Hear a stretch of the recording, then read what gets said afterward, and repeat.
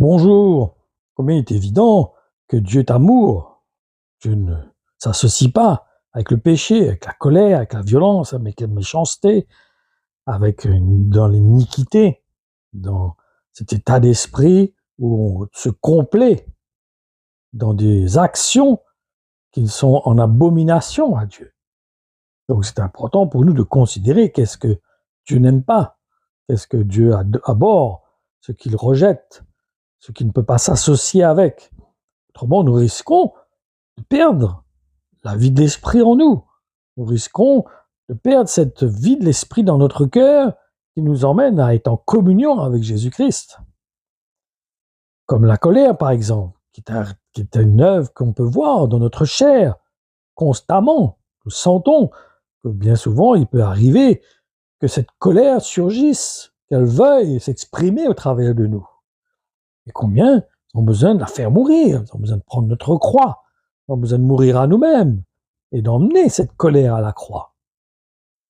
Et voyons justement ce qui est écrit dans la lettre aux Colossiens, au chapitre 3, du verset 8 à 11, qui nous dit « Mais maintenant, rejetez tout cela, la colère, la violence, la méchanceté, ne lancez plus d'insultes ni de paroles grossières, ne vous mentez plus les uns aux autres. En effet, ce que vous étiez avant, avec vos façons de vivre, vous vous en êtes débarrassé, comme d'un vieux vêtement. Vous l'avez jeté à la poubelle, ce vieux vêtement, oui ou non? Chacun de nous avons jeté nos vieux vêtements. Il ne faudrait pas qu'on aille les rechercher dans la poubelle pour les remettre sur nous. Nous avons jeté pour revêtir Jésus-Christ. Que maintenant, nous puissions adopter le caractère, le tempérament, la mentalité, la façon de vivre, la façon que nous voyons au travers de l'Évangile. Je continue.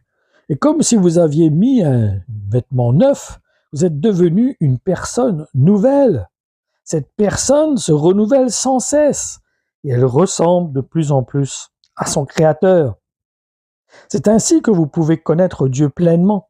Maintenant, il n'y a plus des non-juifs et des juifs, des circoncis ou des non-circoncis. Il n'y a plus des étrangers, des non-civilisés. Il n'y a plus des esclaves et des personnes libres. Mais il y a le Christ. Il est tout.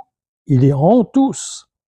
Combien nous avons besoin de revêtir Jésus-Christ. On a besoin de porter des fruits qui montrent que nous sommes unis en Jésus-Christ, que nous sommes en Jésus-Christ. C'est quand nous sommes en Jésus-Christ que nous pouvons porter ces fruits qui viennent de cette relation, cette intimité que nous avons avec Jésus-Christ. Pourquoi? Parce que nous avons jeté nos vieux vêtements, notre ancienne façon de vivre, pour revêtir Jésus-Christ et vivre comme il a vécu, de suivre ses traces, de mettre nos pas dans ses pas, de prendre le même chemin que lui, afin de franchir cette porte qui nous emmène vers le Père. Combien nous avons besoin de saisir cela? Qui de nous ne se met pas en colère? Tout le monde est arrivé à un moment à des niveaux différents.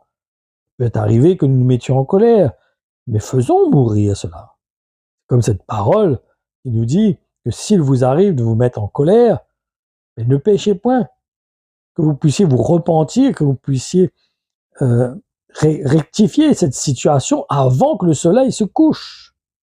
Donc c'est important pour nous de saisir qu'il peut arriver que nous nous mettions en colère, mais il ne faut pas vivre, il ne faut pas demeurer dans la colère, il ne faut pas l'entretenir, il ne faut pas la laisser demeurer en nous, perdurer en nous.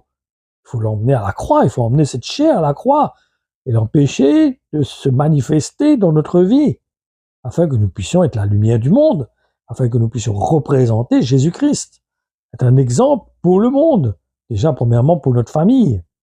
Donc, considérons cette parole et que nous puissions nous mettre en œuvre par la puissance de l'Esprit, avec son soutien, parce que c'est lui qui crée en nous le vouloir et le faire. Hein.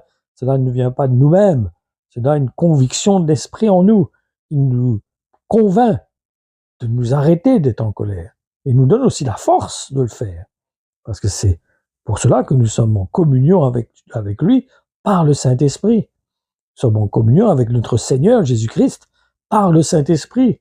Et c'est le Saint-Esprit qui œuvre en nous. C'est lui qui produit en nous le vouloir et le faire. Oui, Père, combien nous te louons, nous te rendons grâce, parce que ce n'est ni par la force, ni par la puissance, mais c'est par ton esprit que tu as fait habiter en nous, que tu nous permets, Seigneur, de vivre dans ta volonté. Tu nous permets de marcher dans tes voies. Tu nous permets, Seigneur, de faire mourir les œuvres de la chair, ces œuvres que nous accomplissions avant. Combien nous voulons nous identifier totalement à toi et que tu puisses nous aider, Jésus, à être comme toi. Et c'est pour cela que nous avons besoin de te connaître, afin de te ressembler, afin de te revêtir ta nature de plus en plus. Combien nous te bénissons, Père, pour l'œuvre de l'Esprit dans nos cœurs. Car sans l'Esprit, nous ne pouvons rien faire. Et nous te rendons grâce parce que tu nous as donné l'Esprit, afin que nous puissions faire ta volonté, afin que nous puissions faire marcher dans ce chemin que Jésus-Christ a tracé pour nous, afin que nous puissions suivre ses pas. Je te rends grâce, Père, dans le beau nom de Jésus. À toi toute la gloire. Amen.